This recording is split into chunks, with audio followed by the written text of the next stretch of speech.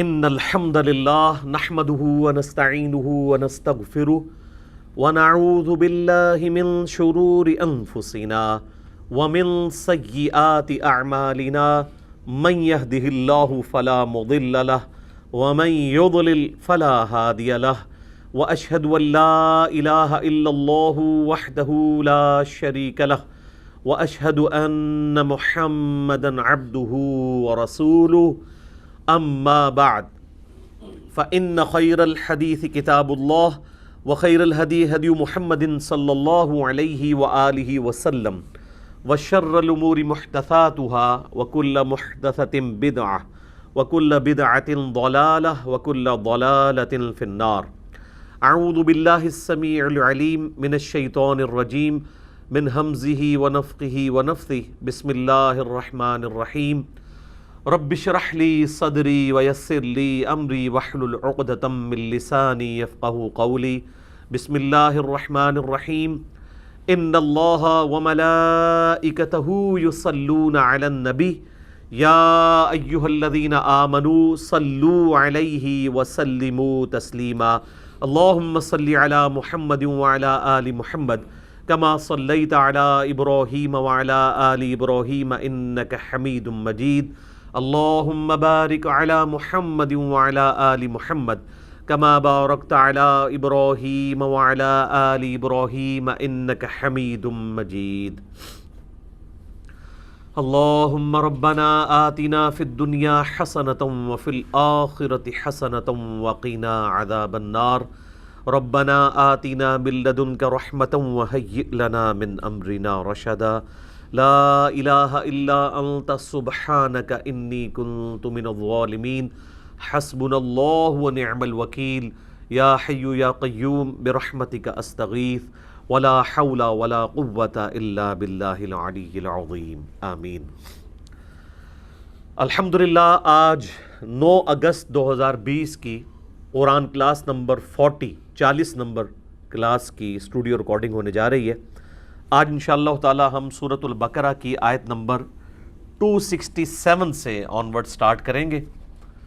پچھلی دفعہ جو مضمون سٹارٹ ہوا تھا انفاق فی سبیل اللہ کے حوالے سے، یعنی اللہ تعالیٰ کی راہ میں خرچ کرنے کی کیا فضیلت ہے اور اس سے ریلیٹڈ کیا احکام و مسائل ہیں، اس میں نے عرض کیا تھا کہ قرآن حکیم میں سب سے لینتھی پورشن اور ڈیٹیلڈ پورشن یہی ہے.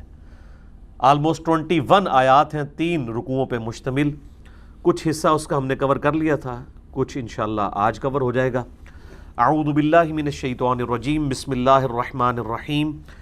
یا ایہا الذین آمنوا انفقوا من طیبات ما کسبتم. اے اہل ایمان، خرچ کرو ان عمدہ چیزوں میں سے، پاکیزہ چیزوں میں سے جو تم نے کمائی ہے. تو یہ پہلی قید تو لگا دی کہ وہ چیز پاکیزہ ہونی چاہیے، حرام کا مال نہیں. یعنی طیبات کا اگر ہم ظاہری معنی لیں گے تو وہ پاکیزہ چیز، اور اگر اس کو روحانی طور پہ دیکھیں گے تو پھر اس میں وہ ساری چیزیں، وہ تمام شرائط داخل ہوں گی جو اللہ تعالیٰ کو ریکوائرڈ ہے. یعنی ریاکاری سے بھی پاک ہو اور حلال طریقے سے کمایا گیا ہو، خود بھی مال حلال ہو، اور حلال مال میں بھی ردی مال نہ ہو بلکہ عمدہ مال ہو. وَمِمَّا أَخْرَجْنَا لَكُم مِّنَ الْأَرْضِ، اور اس میں سے بھی جو ہم نے نکالا ہے تمہارے لیے زمین میں سے. یعنی ایک تو وہ مال ہے جو آپ کے پاس کنز کی شکل میں، چاہے وہ کرنسی کی شکل میں ہے، سونے کی شکل میں، چاندی کی شکل میں، اس کا آپ نے 40واں حصہ یا اسے 2.5% کہہ لیں، وہ زکوٰۃ کے طور پہ آپ نے دینا ہی دینا ہے سال میں ایک دفعہ. اور جو زمین اگاتی ہے اس میں پھر آپ کو پتہ ہے 4 گنا زکوٰۃ ہے، اسے عشر کہا جاتا ہے. تو وہ ٹوٹل آمدن کا 10واں حصہ ہوتا ہے. یہ تو 40واں ہوتا ہے، وہ 10واں ہوتا ہے، یعنی 100 میں سے 10 روپے. اور یہ بھی اس صورت میں جب زمین جو ہے وہ بارانی ہوگی، یعنی جس کو نیچرل اریگیشن اویلیبل ہوگی بارش کے ذریعے. جہاں پر آپ کو خود محنت کرنی پڑتی ہے کنواں لگا کے یا ٹیوب ویل کے ذریعے یا نہری پانی کو خود سک کرنا پڑتا ہے بجلی والی موٹر لگا کے، تو ظاہر ہے اس میں پھر آپ کا خرچہ بھی ہو رہا ہے، تو اس میں پھر جو زمین کی زکوٰۃ ہے وہ پھر آدھی رہ جائے گی، پھر وہ 20واں حصہ ہوگا۔ زکوٰۃ 40واں حصہ ہوتا ہے، یعنی جو بھی رقم ہے ڈیوائیڈڈ بائی 40، 100 کو 40 پہ ڈیوائیڈ کرے تو کیا آنسر آتا ہے؟ 2.5۔ 40واں حصہ اور پرسنٹیج میں 2.5%، 2.5%۔ عشر جو ہے وہ 10واں حصہ، اور پرسنٹیج میں بھی وہ 10% ہی بنے گا، کیونکہ 100 کا 10واں 10%۔ اور اگر آپ کو خود ان پٹ دینی پڑ رہی ہے، آپ کا ٹیوب ویل کا خرچ آ رہا ہے اور نیچرل اریگیشن نہیں ہے، پھر اللہ تعالیٰ نے آپ کو آدھی زکوٰۃ بھی زمین کی معاف کر دی ہے، پھر آپ نے 20واں حصہ دینا ہے ڈیوائیڈڈ بائی 20۔ تو یہ اس کی ترتیب ہے۔ باقی زکوٰۃ کے جو 70 کے قریب قدیم اور جدید جو شرعی احکام و مسائل ہیں، اس کے اوپر میں نے مسئلہ نمبر 95A اور B ریکارڈ کروا دیا ہے، وہ آپ دیکھ سکتے ہیں۔ وَلَا تَيَمَّمُوا الْخَبِيثَ مِنْهُ تُنْفِقُونَ وَلَسْتُمْ بِآخِذِيهِ، یہ بہت زبردست بات آ رہی ہے۔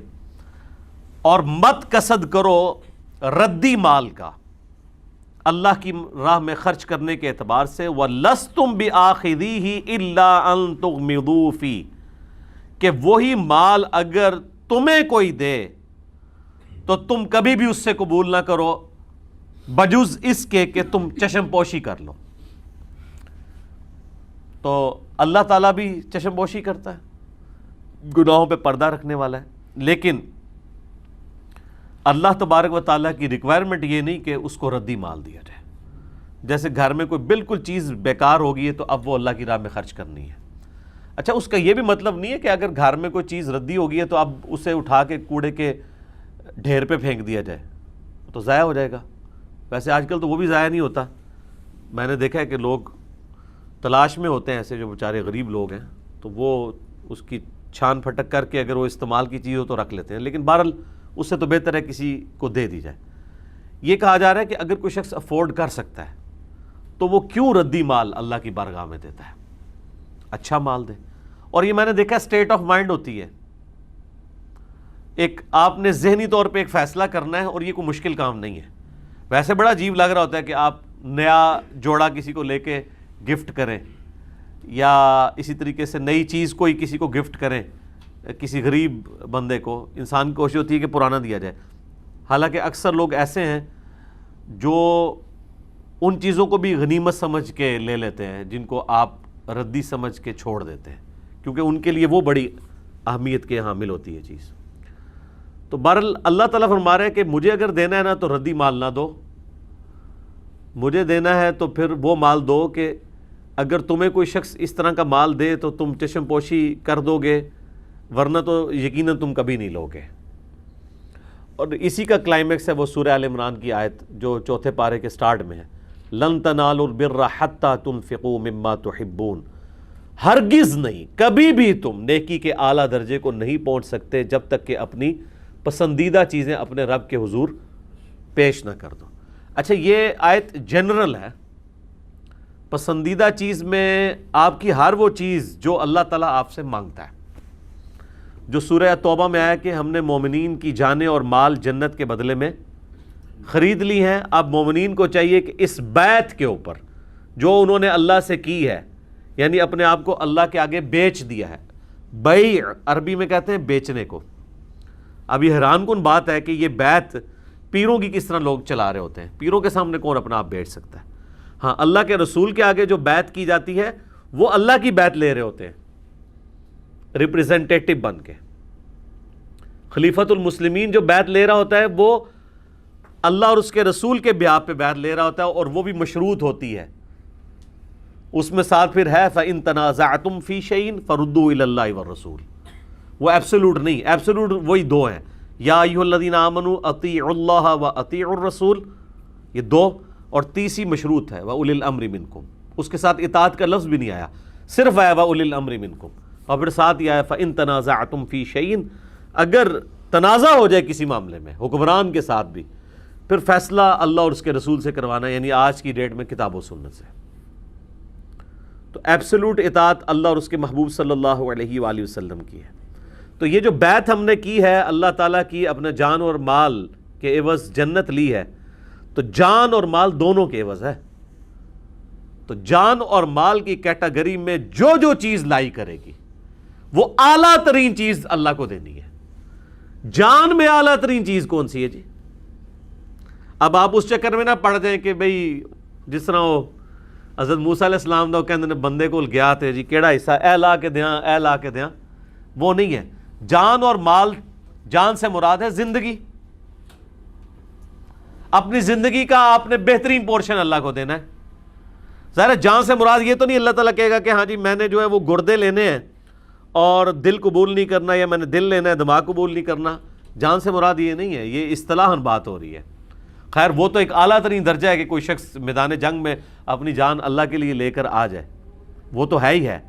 لیکن یہ جو عام حالت میں بات کی جاتی ہے نا، جان اور مال کے ذریعے اللہ کے حضور جہاد کرنا، کوشش کرنا، اس میں آپ نے اپنے جسم کی انپٹ دینی. یعنی نماز بھی تو ایک جہاد ہے.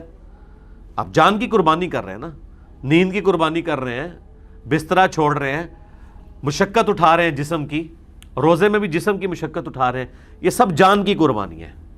اور باقی مال کی قربانی میں ظاہر ہے کہ وہ چاہے کرنسی کی فارم میں ہو، چاہے آپ کے ایسٹس اللہ کی راہ میں خرچ کرنے کی فارم میں ہو، وہ سب کی سب وہ ہیں. اسی کے لیے وہ ایک ٹرم استعمال کی جاتی ہے نا فارسی کی، درہمیں، قدمیں، سخنے، ٹھیک ہے، یہ استعمال ہوتی ہے نا جی. درہمیں یعنی مراد بائی کرنسی، سخن یعنی زبان کے ذریعے، قدمیں یعنی ساتھ فزیکلی ان پٹ شامل ہو جائے کہ انسان خود اس میں شامل ہو جائے. تو لن تنالوا البر حتی تنفقوا مما تحبون میں اگر جان کی بات کی جائے نا تو یہ ہے میرے بھائیو جوانی. کیونکہ انسان کی جو جان میں سب سے قیمتی چیز ہے اس کی جوانی کا پورشن ہے. بڑھاپے کا پورشن تو ردی پورشن ہے، اس وقت تو شیر بھی شکار کرنا چھوڑ دیتا ہے. در جوانی توبہ کردن شیوہ پیغمبری، یہ پیغمبروں کا شیوہ ہے کہ جوانی میں توبہ کی. وہ جو بخاری مسلم میں حدیث ہے 7 لوگوں کو اللہ کے عرش کا سایہ نصیب ہوگا، اس میں سے ایک شخص وہ بھی ہے جس نے جوانی میں توبہ کی. تو ظاہر ہے کہ اب جوانی کی جو ایج ہے وہ ہر بندے کی اپنی ہے، لوگوں کی ڈیفینیشنز اپنی ہیں. باقی اسلام کی اگر ڈیفینیشن میں جوانی دیکھی جائے تو پیک عمر جوانی کی تو 40 ایئرز ہے، یہ آخری ہے. اس کے بعد پھر مڈل ایج شروع ہو جاتی ہے. تو 40 سال کی عمر سے پہلے والا پورشن سب سے بیسٹ پورشن ہے اللہ کو دینے والا. سیکنڈ پورشن جو ہے وہ 40 سے 60 کے درمیان ہے، کیونکہ جامعہ ترمذی میں حدیث ہے کہ میری امت کی ایوریج عمر جو ہے وہ 60 سال ہوگی. 60 یعنی یہ 20 سے 60، اور 60 سال تو ایسا ہے جس میں آپ کو گورنمنٹ بھی ریٹائر کر دیتی ہے کہ سر بس، یعنی واقعی بوڑھے ہونے کی ڈکلیریشن ہو جاتی ہے. اب تو وہ بھی سنا ہے کہ عمر 55 پہ لے کے آ رہے ہیں، 60 والی بھی. تو زندگی کا بہترین پورشن آپ کی جوانی، جب آپ کے سارے اعصاب کام کر رہے ہیں اور آپ پوری ایفرٹ جس طرح اپنے باقی ذاتی معاملات کے لیے، کاروبار کے لیے، بیوی بچوں کے لیے ان پٹ دیتے ہیں، ایٹ لیسٹ اتنی تو دینی چاہیے نا اللہ کے لیے بھی.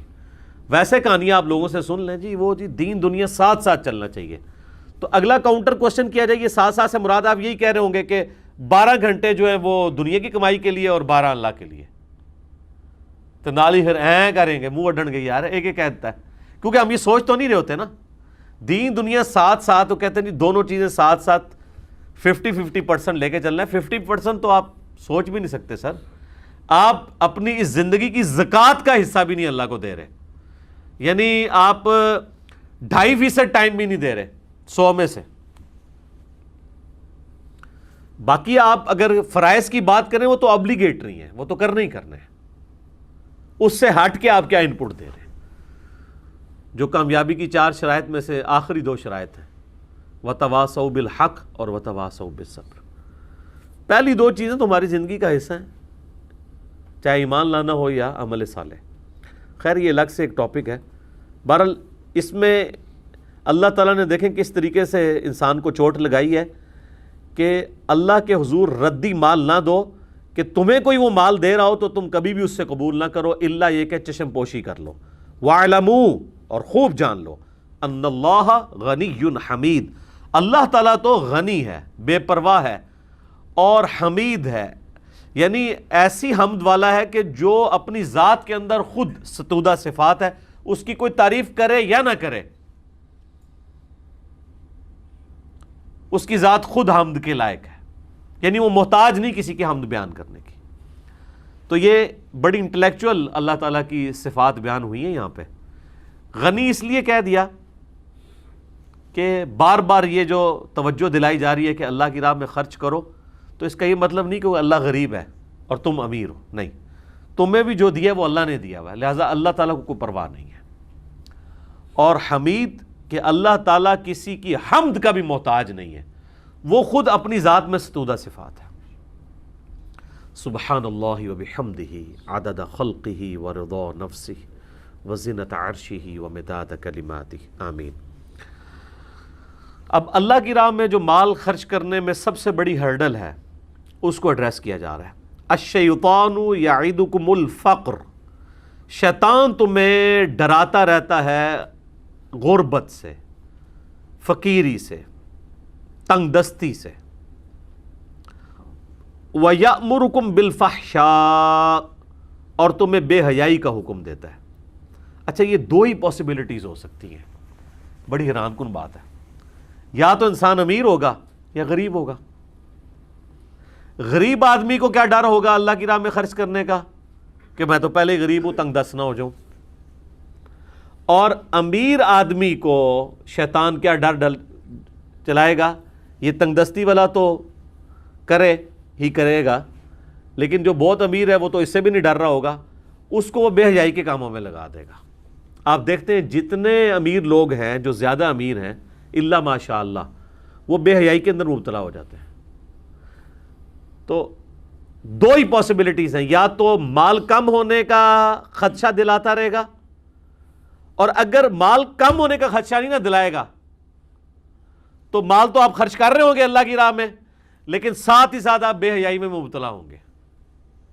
جس کی نمائندہ مثال یہ طوائفیں ہیں، اللہ کی راہ میں خرچ بھی بہت کرتی ہیں، کسی مہینے میں 11ویں بھی مس نہیں کرتی، محرم کی بھی کوئی نیاز مس نہیں کرتی، اور دوسری طرف بے حیائی والا معاملہ بھی ہے.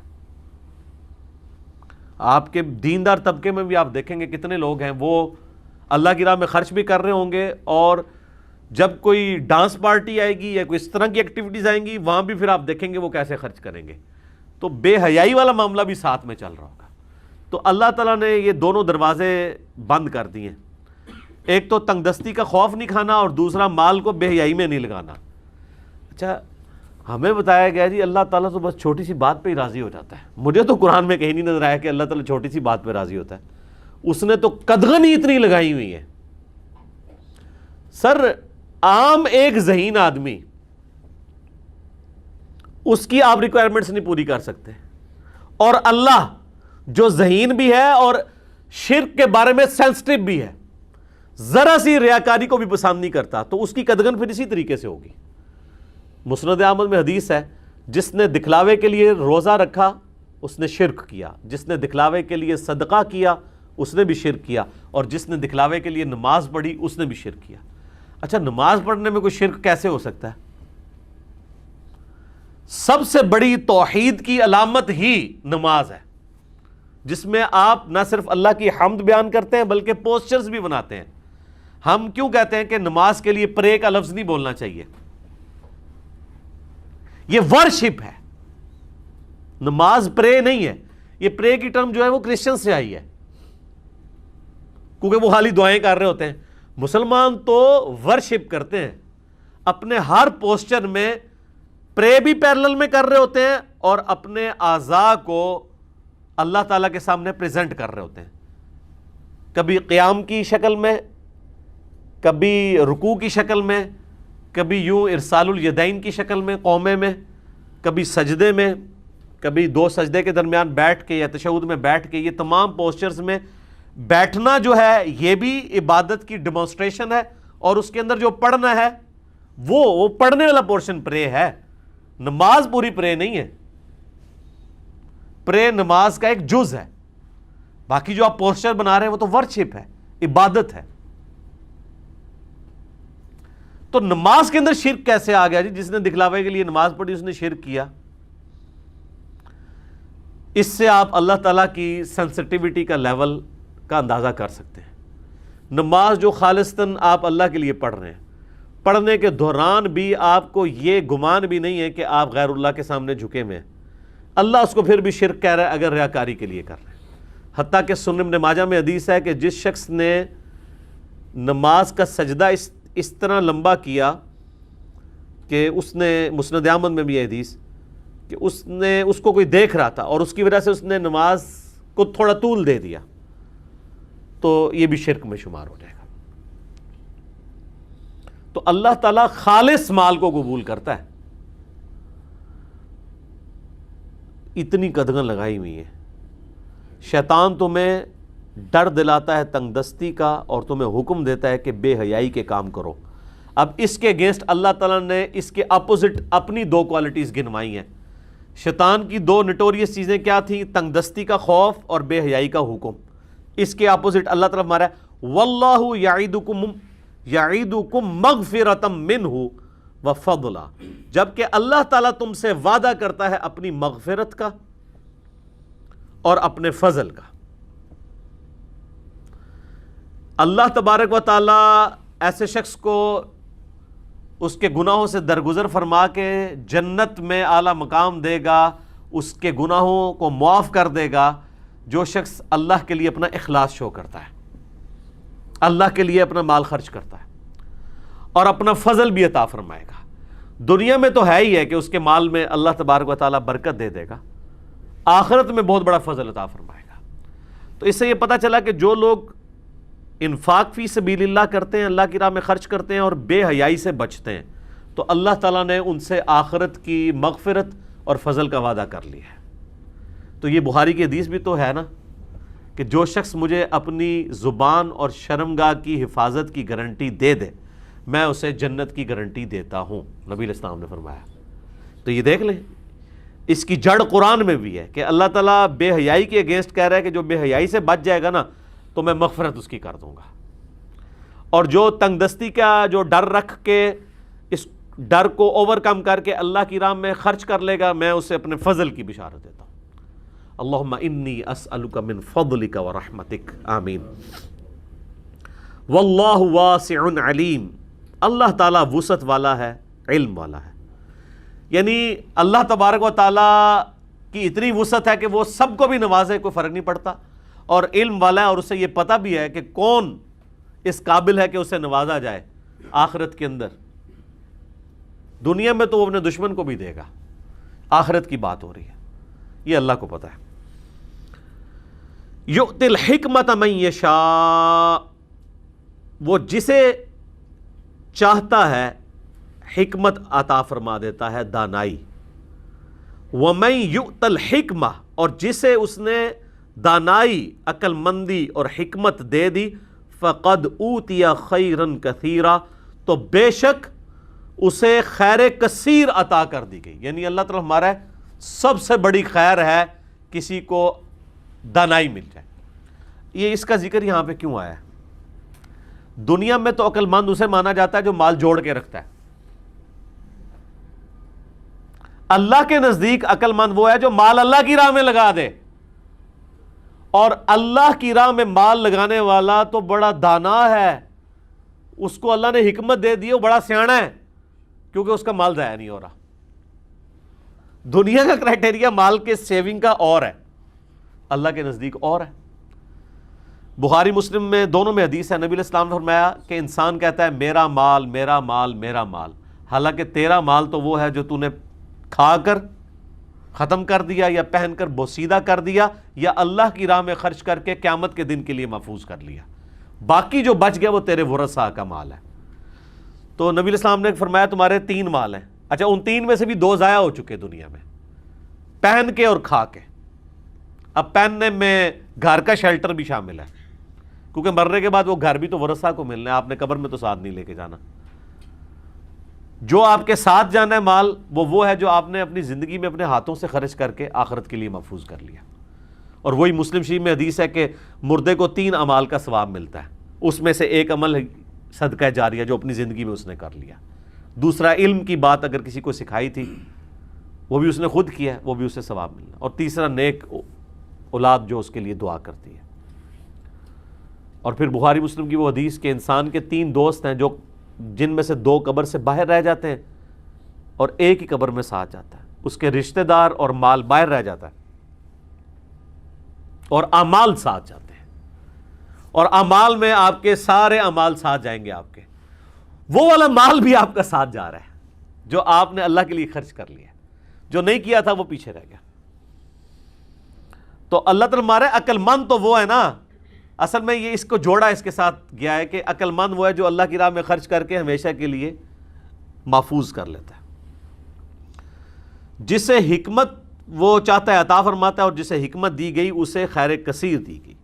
وما یذکر الا اولو الالباب, اور نصیحت تو نہیں قبول کرتے مگر عقل مند لوگ.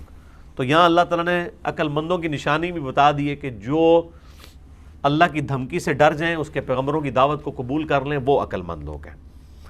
وما انفقتم من نفقۃ او نذرتم من نذر, اور جو کچھ بھی تم مال خرچ کرتے ہو اللہ کی راہ میں یا جو منت مانتے ہو تو یقیناً فإن اللہ یعلمہ, یقیناً اللہ تعالیٰ اس کو جانتا ہے. وما للظالمین من انصار, اور ظالموں کا کوئی مددگار نہیں ہوگا. یعنی اللہ تعالیٰ کو پتہ ہے تم نے اخلاص کے ساتھ کیا یا نہیں کیا, ایون چھپا کے بھی کیا تو ٹینشن نہیں لینی کہ اللہ کو کیسے پتہ چلے گا, اللہ کو ہر چیز کا پتہ ہے. تو یہ عقل مندی کا تقاضا بھی یہی ہے, سمجھداری کا تقاضا بھی یہی ہے کہ انسان اپنے مال کو ہمیشہ کے لیے محفوظ کر لے اللہ کی راہ میں خرچ کر کے. لیکن اس میں ایگزیجریشن بھی نہیں ہونی چاہیے, یہ بھی ذرا ذہن میں رکھیے گا. بعض لوگ سب کچھ لٹا کے چلے جاتے ہیں, تو نبی علیہ السلام نے اس سے بھی منع فرمایا ہے.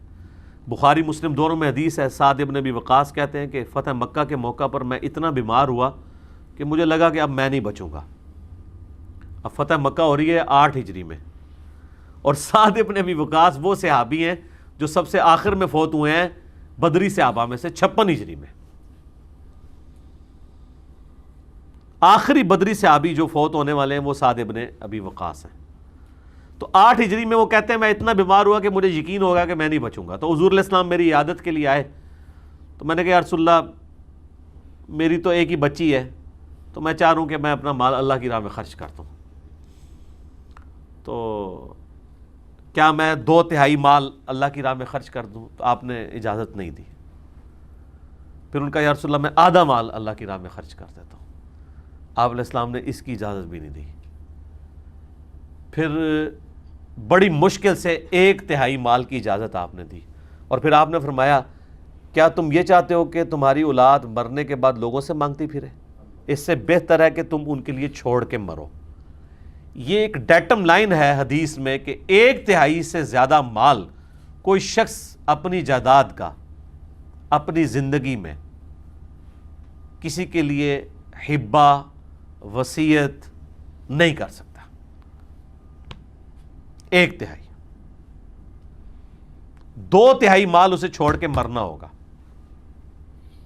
اور یہ 1/3 بھی ایز اے لاسٹ ریزارٹ ہے. بعض لوگ یہ کرتے ہیں کہ وہ جناب آدھی سے زیادہ جائیداد ہی اللہ کی راہ میں دے دیتے ہیں, کہتے ہیں جی اللہ نے دیے اتنا ہوا تو میں خرچ کر دوں, اپنے ہاتھوں خرچ کر جاؤں. یعنی ان کو یہ امید نہیں ہوتی کہ ہماری اولاد پیچھے سے یہ کرے گی, تو اولاد کی ایسی تربیت کرے نا کہ اولاد بھی اللہ کے کاموں میں لگائے اس کے. تو بہرحال چونکہ اسلام میں مال و دولت کا مالک اللہ ہے, لہٰذا اللہ نے آپ کو اجازت نہیں دی ہے کہ آپ اللہ کے مال کو 1/3 سے زیادہ مال آپ وصیت کر سکیں کسی, اور وصیت غیر وارث کے لیے ہوگی. وصیت یہ ہوتی ہے کہ میرے مرنے کے بعد فلاں کو ملے, وہ وارث کو نہیں آپ کر سکتے, کیونکہ وارث کو وہی ملنا ہے جو آپ کے وراثت کے قوانین آئے ہیں سورہ نساء کے اندر. ہاں حبہ آپ اپنی زندگی میں کر سکتے ہیں, وارث کو بھی کر سکتے ہیں, لیکن وہ اپنی زندگی میں اپنے ہاتھوں سے دینا ہوگا. لیکن اپنی زندگی میں وراثت آپ تقسیم نہیں کر سکتے, کیونکہ یہ تو پتہ ہی نہیں پہلے کس نے مرنا ہے. یہ تو سعد ابن ابی وقاص کو نہیں پتا انہوں نے مر جانا ہے کہ نہیں مرنا, تو آپ کو کیسے پتہ ہے؟ مرنے کے بعد وراثت تقسیم ہوتی ہے. اکثر لوگ کہتے ہیں جی میں اپنے ہتھے ہی دے جاواں, پچھو لڑتے رہن گے. لڑنا انہوں نے پھر بھی ہے پچھو, بے فکر وہ ہتھی دے بھی جاؤ پھر بھی لڑن گے, کیونکہ ذرا سا اونچ نیچ ہوگی نا تو انہوں نے کہنا ہے اے پیو نو پٹو پا لیا سی, اے نکے والے نے, اے وڈے والے نے.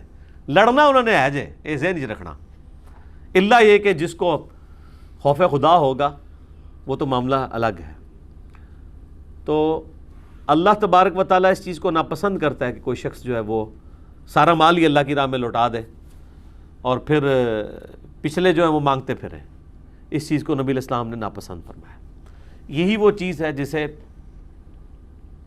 دین کی سمجھ بوجھ کا نام دیا گیا ہے, جو بخاری اور مسلم دونوں میں حدیث ہے. اللہ تعالیٰ جس کے ساتھ بھلائی کا ارادہ فرماتا ہے اسے دین کی فقہ عطا فرما دیتا ہے, اور اللہ عطا فرماتا ہے میں تقسیم کرتا ہوں. یعنی علم دین اللہ نے عطا فرمایا, تقسیم میرے ذریعے ہوتا ہے. یہ آدھی حدیث وہ بریلوی کوٹ کرتے ہیں نا کہ رزق بھی جو ہے وہ اللہ دیتا ہے اور نبی علیہ السلام تقسیم کرتے ہیں. یہ دین کے علم کی بات ہو رہی ہے, اور ظاہر دین تو ہم نبی علیہ السلام سے سیکھیں گے. تو آپ دیکھیں یہ جو حدیث ہے نا کہ اللہ تعالیٰ جس کے ساتھ حکمت یعنی بھلائی کا ارادہ فرماتا ہے اسے دین کی فقہ عطا فرما دیتا ہے.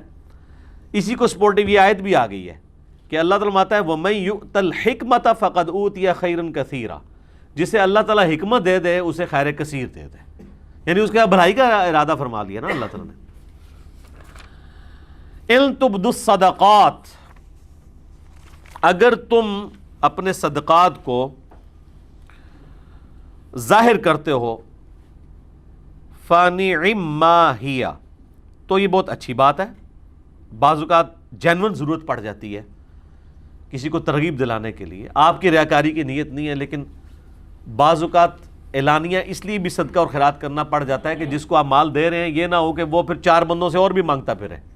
تو بعض اوقات 3-4 بندوں کی موجودگی میں مال دے دیا جاتا ہے تاکہ یہ نہ ہو کہ مطلب یہ وہ ایک ہی مسجد کا جس طرح بل ہوتا ہے وہ 50 بندوں سے وہ جمع کر رہے ہوتے ہیں. بھئی بل مل گیا اب ختم. تو اس میں پھر بعض کا ضروری ہوتا ہے کہ جب آپ کو ایسے لوگوں سے خطرہ ہونا کہ جو ہر بندے سے وہ مال کریں گے, اور پھر آپ کا تعلق بھی ایسا ہے کہ آپ مال دینا بھی ہے آپ نے, ورنہ تو بعض اوقات اگر تعلق والی جگہ نہ ہو تو انسان تو ویسے ہی پھر ایسے لوگوں کو لفٹ نہیں کرواتا. لیکن جن کو مجبوراً لفٹ کروانی پڑ جائے پھر یہ تھوڑا سا اہتمام کر لیا جائے کہ اعلانیہ کر دیا جائے, اور باقی لوگوں کو بھی بتا دیا جائے کہ بھائی اس کی ضرورت تھی میں نے پوری کر دی ہے, یہ نہ ہو اب آپ لوگوں سے بھی مانگتا پھرے. تو اس لیے اس کی اجازت دی گئی ہے کہ اللہ طرف ہمارا یہ بہت اچھی بات ہے اگر کوئی ظاہری طور پہ بھی خیرات کرتا ہے. وَإِن تُخْفُوهَا, اور اگر تم پوشیدہ رکھ کے کرو, وَتُؤْتُوهَا الْفُقَرَاءَ فَهُوَ خَيْرٌ لَكُمْ, اور تم فقیروں کو مال دو تو یہ تمہارے لیے اس سے بھی زیادہ بہتر ہے. دونوں آپشن اس لیے رکھ لیے کہ بعض کا جینون ضرورت پڑ جاتی ہے. جیسے میں نے کئی دفعہ بتایا کہ اللہ تعالیٰ کو طلاق ناپسند ہے لیکن ہے حلال. ناپسند اس صورت میں ہے جب آپ کسی کے ساتھ ناجائز یہ معاملہ کر رہے ہوں طلاق والا, یا چھوٹی سی بات جس پہ طلاق نہیں بنتی تھی آپ اس ایکسٹریم پہ چلے گئے. لیکن جہاں پہ معاملات بگڑ جائیں وہاں تو طلاق ہی سلوشن ہے. جس طرح کہ آپریشن کرنا بعض اوقات سلوشن ہوتا ہے ایک بڑی کاز کے لیے. یہاں پہ وہ بھی حدیث یاد کر لیں, بخاری و مسلم جو دونوں میں حدیث ہے, ہم نے علادہ سے ویسے اب کلپ بھی اس کا اپلوڈ ہو چکا ہے. 7 لوگ جنہیں عرش کا سایہ نصیب ہوگا, اس میں سے ایک یہ بھی تھا کہ وہ دائیں ہاتھ سے صدقہ کرے اور بائیں کو خبر نہ ہو, یعنی چھپا کے صدقہ کرنا. لیکن چھپا کے صدقہ کرنے کے ساتھ اللہ نے اعلانیہ صدقہ کرنے کی بھی اجازت دے دی ہے, اور یہ اللہ کی بڑی مہربانی ہے کہ اجازت دے دی ہے, ورنہ تو ہر وقت یہ خدشہ لگا رہتا کہ جو بھی تھوڑا سا اعلانیہ کر رہا ہے تو وہ ریاکاری کی نظر ہی ہو گیا. اب جو اعلانیہ کر رہے ہیں نا اس کے جو دل والا معاملہ ہے نا وہ اللہ کے سپرد ہے. وہ آپ نے نہیں کسی کو کہنا کہ یہ ریاکاری کر رہا ہے, وہ اس نے خود اپنے اوپر چیک لگانا ہے کہ میں ریاکاری کے لیے کر رہا ہوں یا اللہ کی رضا کے لیے کر رہا ہوں. وَيُكَفِّرُ عَنْكُم مِّن سَيِّئَاتِكُم, تو ان صدقات کی اللہ کی راہ میں خرچ کرنے کی برکت سے اللہ تعالیٰ مٹا دے گا تم سے تمہارے گناہ. واللہ بما تعملون خبیر, اور اللہ تعالیٰ خبردار ہے ان اعمال سے جو تم کر رہے ہو. اچھا، یہ ٹاپک تو قرآن میں کئی جگہ ہے کہ یہ جو نیکیاں ہیں نا یہ گناہوں کو مٹا دیتی ہیں. یہاں پہ بھی اللہ تعالیٰ نے کہا کہ نیکیاں کرنے کی برکت سے اللہ تعالیٰ تمہارے گناہوں کو مٹا دے گا.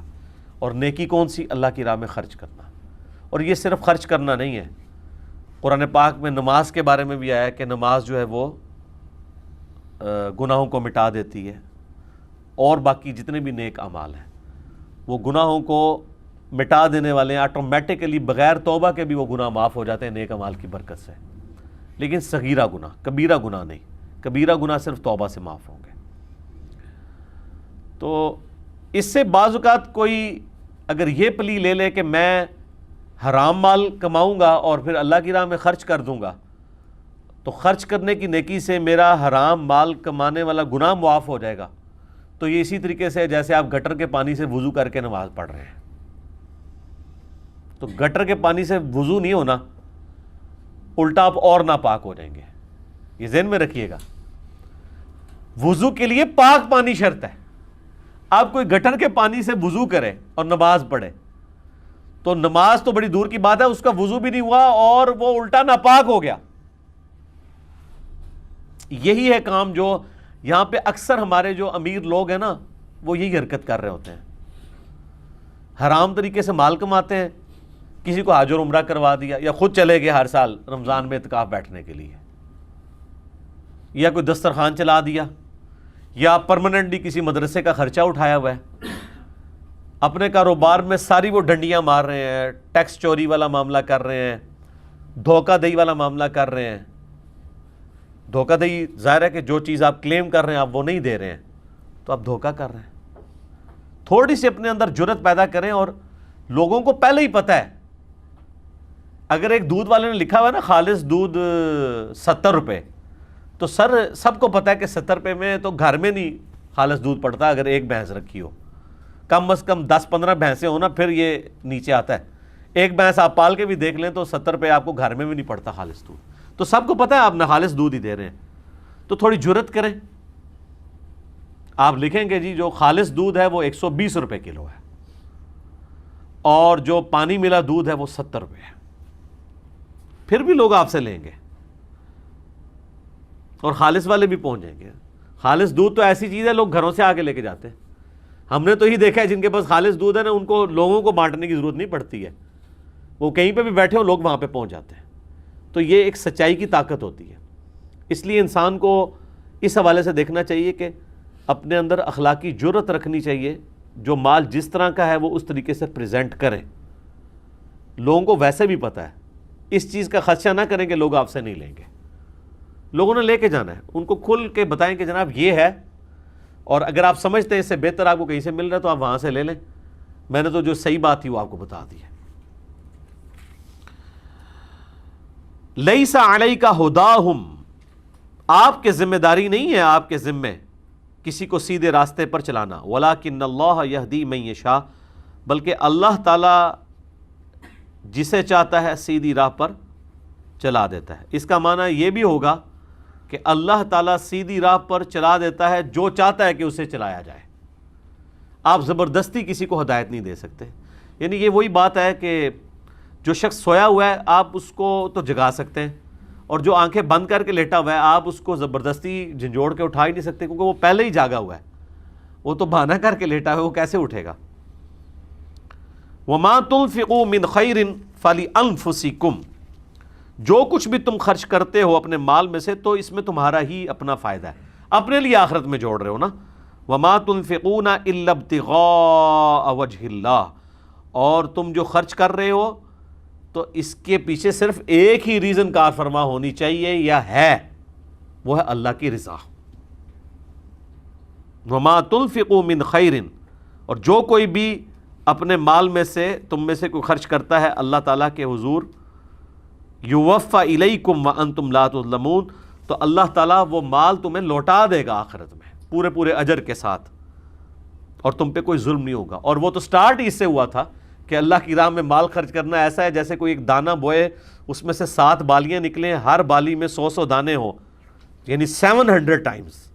یہ جو قرآن حکیم کی آیات سٹارٹ ہوئی تھی، جو ہم نے انفاق فی سبیل اللہ کا آغاز کیا تھا آیت نمبر 261 سے، مسلسل یہ اب 21 آیات ہیں 261 سے لے کے 281 تک 700 گنا، اور پھر اس میں اللہ نے بس نہیں کی بلکہ پھر فرمایا کہ جس کے لیے چاہے گا اس سے بھی بڑھا دے گا۔ سر دنیا میں کوئی کاروبار یہ پروفٹ دے سکتا ہے کہ 1 روپیہ لگا کے آپ کو 700 روپے مل رہے ہیں؟ ہم تو کہتے ہیں نہیں لاکھ کے پیچھے 1000 روپیہ، اور اللہ تعالیٰ فرما رہا ہے لاکھ کے پیچھے 700 لاکھ۔ یہ اللہ تعالیٰ کے حضور ہی ہو سکتا ہے۔ اب جناب کریٹیکل ایک آیت آ رہی ہے، اسی کے اوپر انشاءاللہ ہم کنکلوڈ بھی کر دیں گے آج کی گفتگو کو۔ للفقراء الذین احصروا فی سبیل اللہ، صدقہ اور خیرات کے حقدار سب سے زیادہ وہ لوگ ہیں جو اللہ کی راہ میں روک لیے گئے ہیں۔ لا یستطیعون ضربا فی الارض، انہیں اتنی فرصت ہی نہیں کہ زمین میں چل پھر کے اپنی روزی کما سکیں۔ یہ اللہ کی راہ میں روک لیے گئے ہیں۔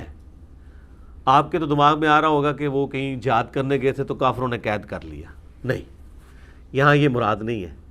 ساتھ جو لفظ ہے وہ اس پہ غور کریں کہ ان کے پاس اتنا ٹائم ہی نہیں کہ وہ اپنا رزق کما سکیں، اللہ کی راہ میں روک لیے گئے ہیں۔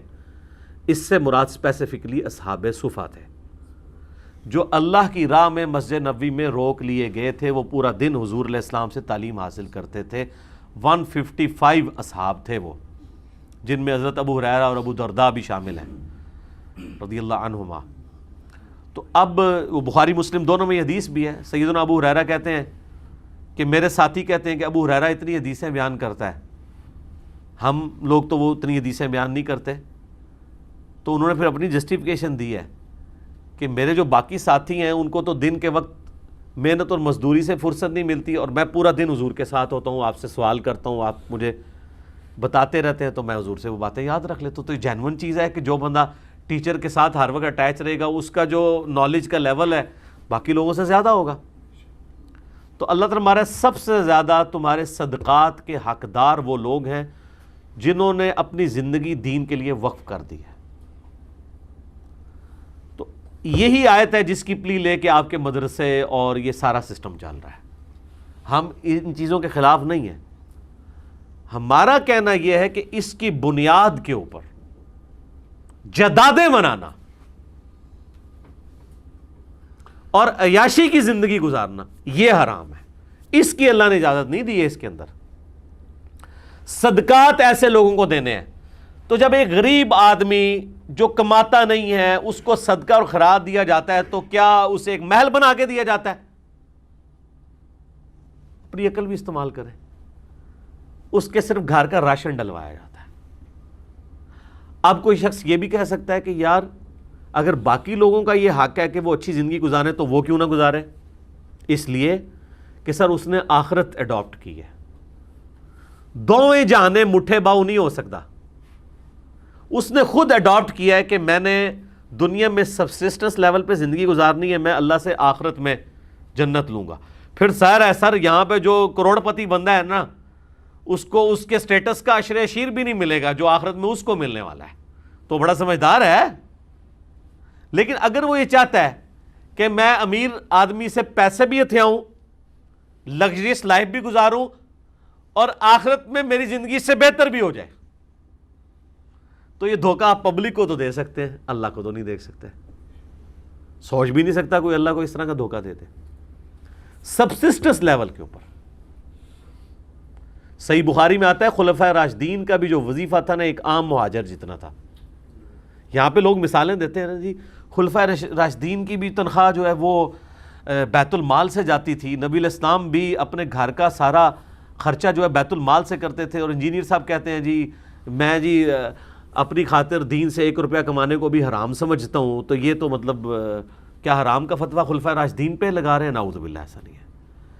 میں نے کہا تھا کہ دین بیچ کر اپنے لیے کسی پہ فتویٰ نہیں، اور دوسرا اگر کوئی شخص دین سے کھا بھی رہا ہے نا، اس کو میں نے ہمیشہ پروموٹ کیا ہے کہ یہ جائز ہے، لیکن سبسسٹنس لیول کے اوپر۔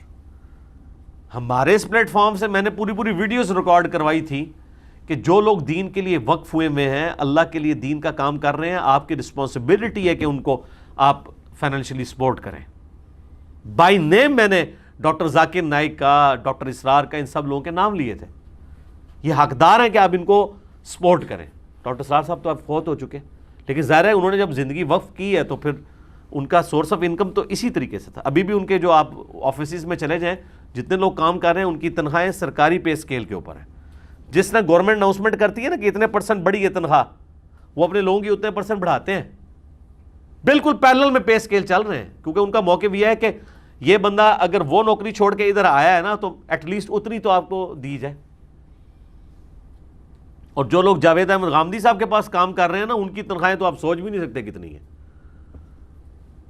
وہ میرے بھائی 80s 90s میں 50,000 1 لاکھ روپیہ تنخواہیں دیتے رہے، جب لاکھ روپیہ دیکھا بھی کسی نے نہیں ہوتا تھا. ان کا موقف یہ تھا کہ یہ انٹلیکچوئلز لوگ ہیں، یہ اتنے ذہین ہیں کہ اگر یہ اپنی یہ ساری ذہانت دنیاوی طور پہ لگائیں تو اس سے زیادہ کما سکتے ہیں، تو اگر میں ان کو دین میں یوز کر رہا ہوں تو میں ان کو وہ دوں گا. بہرحال اسلام یہ کہتا ہے سبسسٹنس لیول پہ آپ لیں گے. جو دین کے لیے وقف ہے وہ دین سے کھا سکتا ہے. امام مسجد کی تنخواہ نماز پڑھانے کی نہیں، دین کے لیے وقف ہونے کی. اگر نماز پڑھا کے بھاگ جاتا ہے، اس کے 1 روپیہ تنخواہ نہیں ہونی چاہیے، کیونکہ نماز تو اس نے خود بھی پڑھنی تھی. کہتے ہیں نہیں نماز نہیں، وقت کی لے رہا ہوتا ہے. وقت کی کیوں لے رہا ہوتا ہے؟ نماز میں اتنا ہی وقت لگانا ہوتا ہے. یہ تو نہیں لادا اپنی جا کے پھر لادا پڑھتا ہے. ایک تنخواہ والی، ہاں اس طرح اگر وہ کر لے کہ تنخواہ والی لادا پڑھ لے نماز، اور پھر ایک اور اپنی بھی پڑھے، اور وہ اللہ تعالیٰ سے کہ یا اللہ یہ وہ ہے جو بغیر تنخواہ والی ہے، وہ میں نے وقت دیا تھا، پھر تنخواہ لے لے. ہاں جو قرآن کی تعلیم دے رہا ہے اس کی تنخواہ لے سکتا ہے، اس کو سپورٹی بخاری مسلم میں احادیث موجود ہے، میری اس کے اوپر بھی ویڈیوز ریکارڈڈ ہے. لیکن ان سارے معاملات میں سبسسٹنس لیول کے اوپر ہے، جائیدادیں نہیں بنانی ہیں. اگر کوئی شخص جائیدادیں بنانے کے لیے مال اکٹھا کرتا ہے تو یہ ہے حرام. اب اس کانٹیکسٹ میں آپ کچھ احادیث ہیں میں یہاں پر بیان کر دوں. پہلے اس آیت کو مکمل کر لیں، اسی پہ ہم کنکلوڈ کر دیتے ہیں.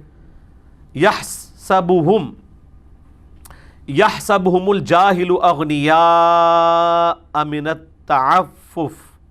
اللہ تعالیٰ فرماتا ہے کہ یہ وہ غریب لوگ ہیں جو یعنی کمائی نہیں کر سکتے، دین کے لیے وقف ہوئے ہوئے ہیں، اور ان کی حالت یہ ہے کہ جو ناواقف شخص ان کو دیکھتا ہے تو ان کے سوال نہ کرنے کے سبب ان کو غنی سمجھ لیتا ہے، کیونکہ مانگ جو نہیں رہے لیکن ان کی شکلیں بتا رہی ہوتی ہیں کہ یہ غنی نہیں ہے. وہ اللہ تعالیٰ فرمایا تعرفہم بسیماہم، تم ان کو ان کے چہروں سے پہچان لو گے. چہرے پہ فاقے کے آثار ہیں، حالات و واقعات بتا رہے ہوں گے کہ یار یہ تو بیچارہ غریب ہے.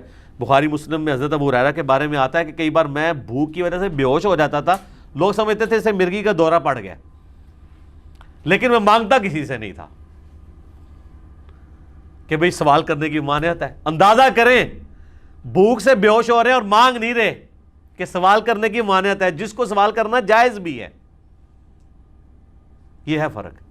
اسی لیے بخاری اور مسلم دونوں میں حدیث ہے، نبی علیہ السلام فرمایا مسکین وہ نہیں ہے جو 2 وقت کی روٹی لوگوں سے مانگتا پھرے، مسکین وہ ہے جو غربت کے باوجود کسی کے آگے ہاتھ بھی نہ پھیلائے، الا یہ کہ تم اسے خود پہچان لو تو پہچان لو، تم سے وہ نہیں مانگے گا، وہ مسکین ہے، وہ حقدار ہے کہ اسے دیا جائے. تو یہ پروفیشنل بیگرز پھر کہاں رہ گئے؟ لا یسألون الناس الحافا، یہ وہ لوگ ہیں جو لوگوں سے لپٹ کے نہیں مانگتے، پیچھے ہی پڑ جاتے ہیں لوگوں کے. تو اللہ تعالیٰ نے اس کو کہا کہ یہ وہ لوگ نہیں ہیں جو پیچھے پڑ دیں اور مانگنا شروع کر دیں. اللہ اکبر. وما تنفقوا من خیر فإن اللہ بہ علیم، جو کچھ بھی تم اللہ کی راہ میں خرچ کرتے ہو پس اللہ تعالیٰ خوب جانتا ہے. یعنی اللہ تعالیٰ تمہارے اجر کو ضائع نہیں کرے گا، اللہ کے علم ہے تم نے اللہ کے لیے سب کچھ خرچ کیا ہے. تو یہ اس کانٹیکسٹ میں نبی علیہ السلام کی ایک حدیث بھی ہے، سنن نبی داؤد میں، سنن نسائی میں. نبی علیہ السلام فرمایا جس کے پاس 40 اوقیہ،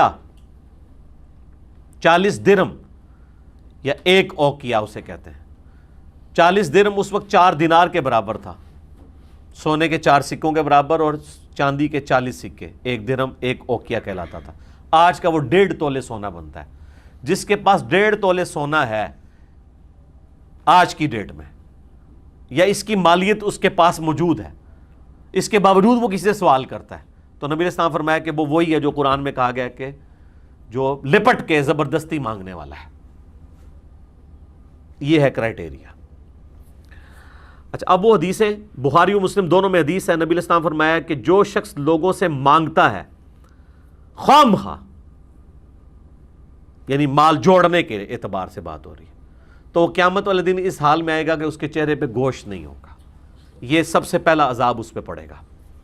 مسلم شریف میں حدیث ہے جو شخص مال بڑھانے کے لیے مانگے تو وہ لوگوں سے انگارے مانگ رہا ہے.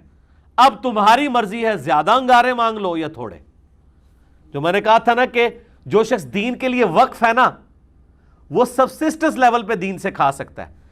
یہاں پہ مسلم شریف کی حدیث میں آ گیا، نبی علیہ السلام فرمایا کہ جو شخص مال بڑھانے کے لیے مانگ رہا ہے نا، وہ دوزخ کی آگ جمع کر رہا ہے. تو یہ مال بڑھانے کے لیے کر رہے ہوتے ہیں نا.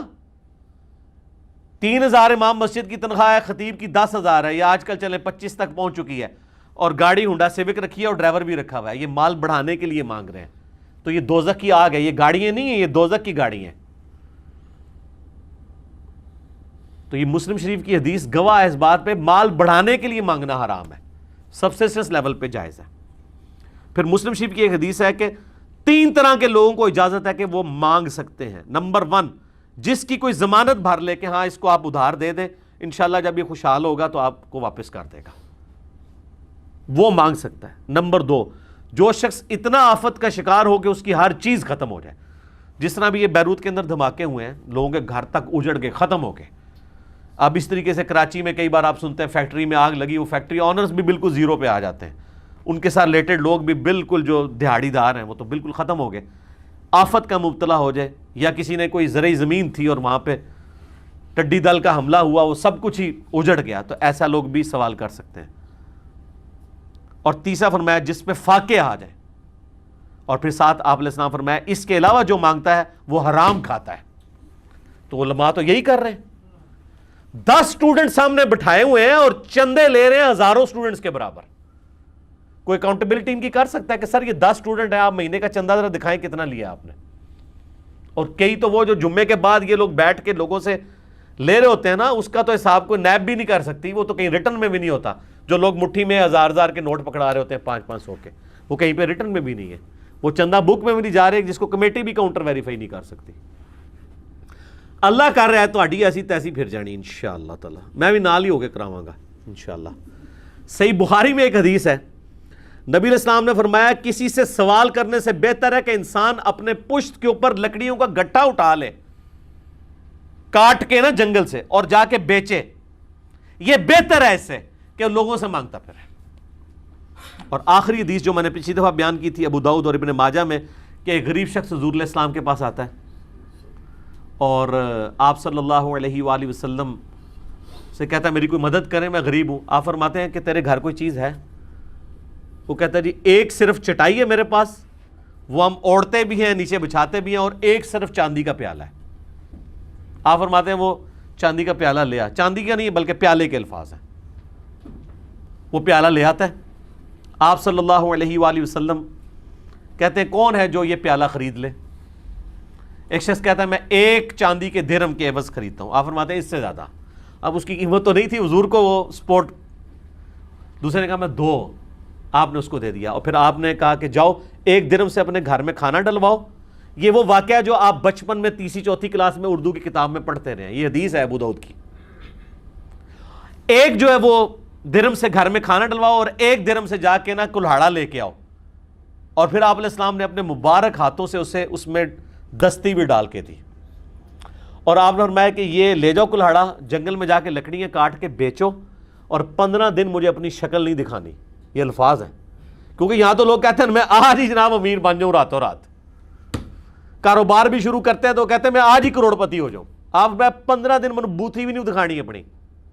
15 دن کے بعد وہ آیا تو 10 درہم ہوئے تھے اس کے پاس، وہ لکڑیاں بیچ بیچ کے. تو اس نے گھر والوں کو کپڑے بھی لے کے دیے. پھر نبی علیہ السلام نے اس وقت اسے سمجھایا. آپ نے فرمایا یہ اس سے بہتر تھا کہ تو لوگوں سے مانگتا پھرتا، یہ اس سے بہتر تھا جو میں نے تیرے ساتھ کیا. اور پھر آپ علیہ السلام نے اس موقع پہ فرمایا کہ جو شخص دنیا میں لوگوں سے سوال کرتا ہے قیامت والے دن اس کا چہرہ سیاہ ہوگا، سوائے اس شخص کے کہ جو بالکل محتاج ہے یا بہت زیادہ مقروض ہے یا دیت اتارنے کے لیے، یعنی اس سے غلطی سے قتل ہو گیا، قتل خطا، اور وہ اس کی دیت آپ کو پتہ ہے 100 اونٹ ہے آج کا 1.5 کروڑ روپیہ، اب وہ نہیں اتار سکتا، تو پھر اس کی آپ کو مدد کریں کہ چلیں، اس کے سوا وہ سوال بھی نہیں کر سکتا۔ ٹھیک ہو گیا جی؟ اللہ تعالیٰ سے دعا ہے جو حق بات میں نے کہی اللہ تعالیٰ ہمارے دلوں میں راسخ فرمائے، اگر جذبات میں میرے منہ سے کوئی غلط بات نکل گئی تو اللہ تعالیٰ ہمارے دلوں سے ہی معاف کر دے، ہمیں کتاب و سنت کی تعلیمات پر عمل کر کے دوسرے بھائیوں تک پہنچانے کی توفیق عطا فرمائے۔ سبحانک اللہم و بحمدک، اشہد ان لا الہ الا انت، استغفرک و اتوب الیک، وما علینا الا البلاغ المبین۔ جزاکم اللہ خیرا۔